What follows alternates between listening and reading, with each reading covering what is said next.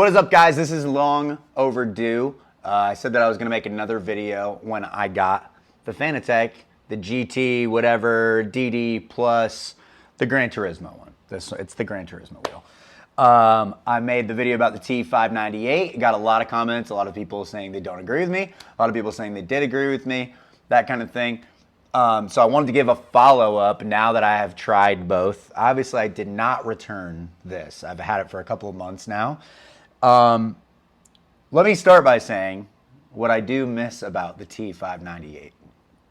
The T598 is really fun. Like the gear shifts felt really cool. There was a lot of things just that about the feel of it that maybe this doesn't have, but like especially the gear shifts. Man, the gear shifts were really cool. It would just like shake the whole chassis, and that was really cool. That is definitely something that I missed. But I was looking for something where I could get more feel that I felt like would help me improve. For starters, this is great. I would say that the force feedback is not too strong. Even when I crank it up to 10, which is rare, I usually keep it at about 6. It's definitely very strong. It's not like it hurts while I'm doing it, but if I did like an hour on 10, like my shoulders would definitely hurt. It's strong. But what I feel like the extra force feedback does for me personally, and maybe I'm just like have gorilla hands or something, but the nuance of basically feeling the grip, like losing the grip, starting to feel the wheel get lighter because you're losing the grip. That is what I think I'm getting more of out of this wheel, and I think that is really what I was looking for.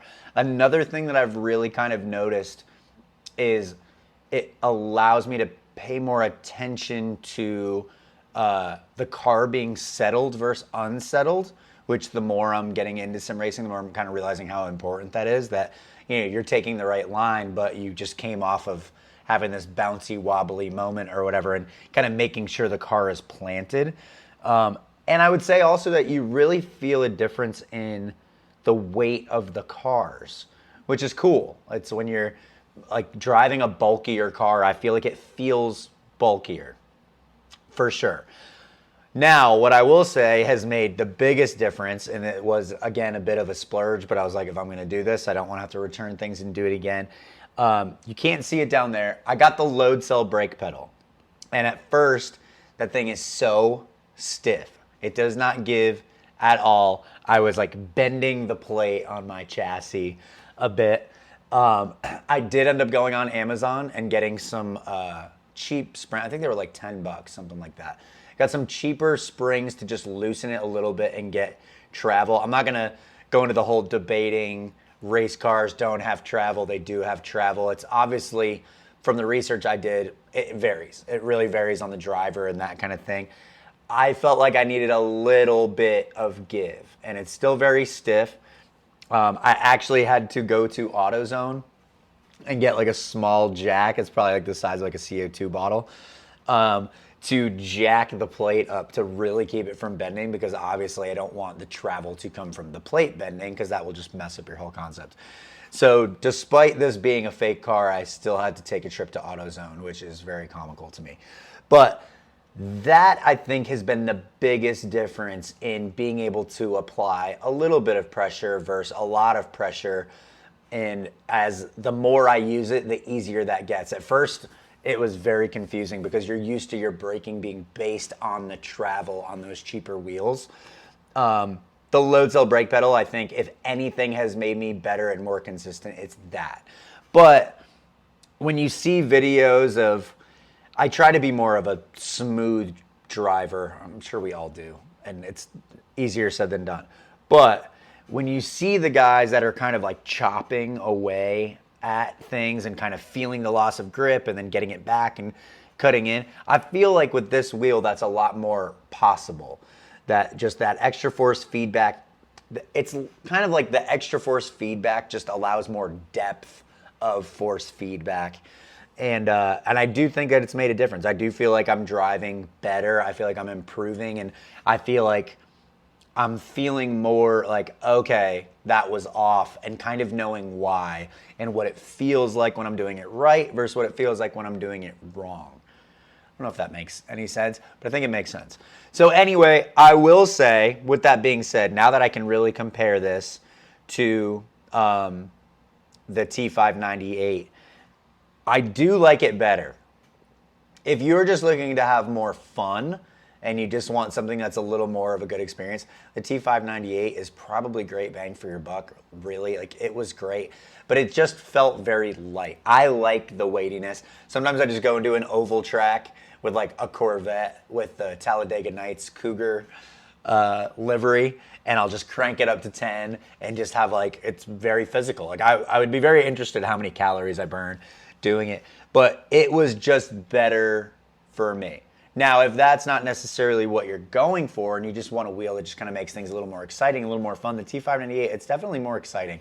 Again, I miss the gear shifts. The gear shifts were sick, and it is a large jump in price from that. I think I'm finally financially recovered from the investment.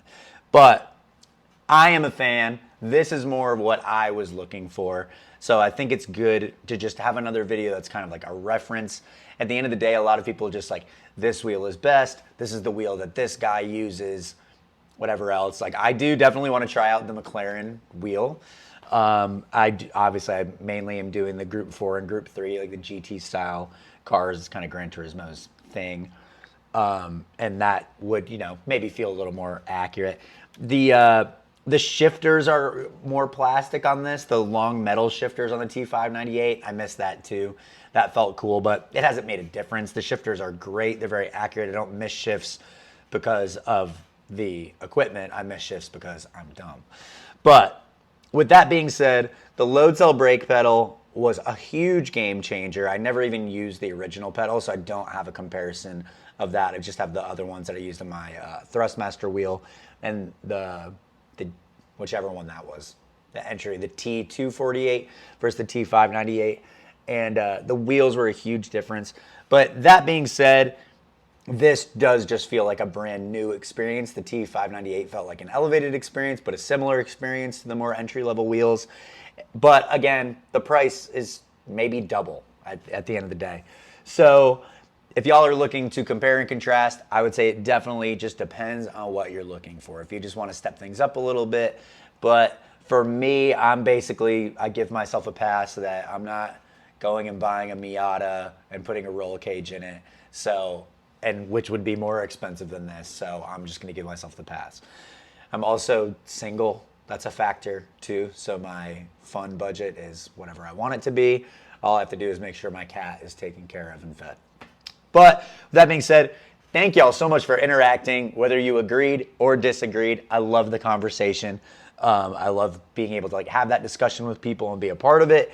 The sim racing community is a niche little group of us, and I'm very proud to be a part of it, and I love y'all for showing some love on that video. And with that being said, I love this wheel. I absolutely love it. I kind of just fell off on sim racing for a bit, just getting busy with life, and lately I've been just kind of making a point to get back after it. So if y'all see Dean Avocado on there, I appreciate it. I think it's Strong Man.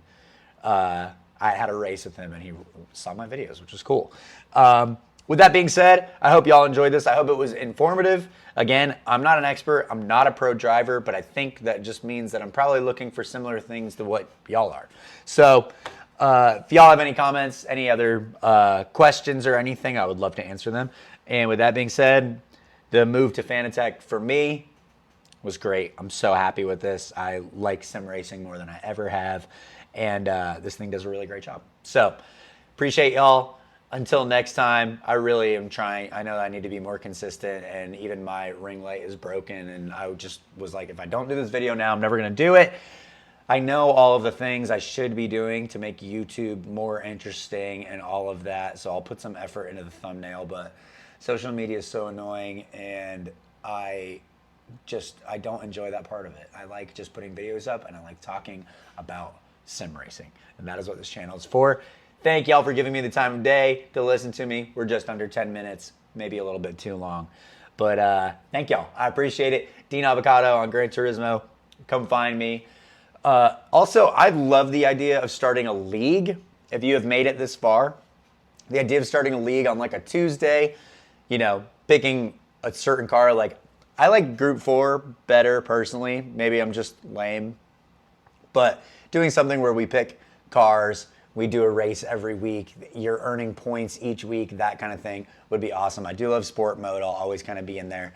But if y'all are ever interested in doing something like that, leave a comment. I would love to kind of get something together and get a Discord group going or whatever. And yeah, with that being said, thank y'all for watching. The last video had the most views, and I'm still getting comments now, which is really cool. Makes me feel like maybe I'm talking about stuff that we actually want to talk about.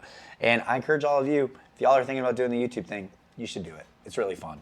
So yeah, see y'all on the track. Thank you again for listening. Raise hell, praise Dale. Take it easy.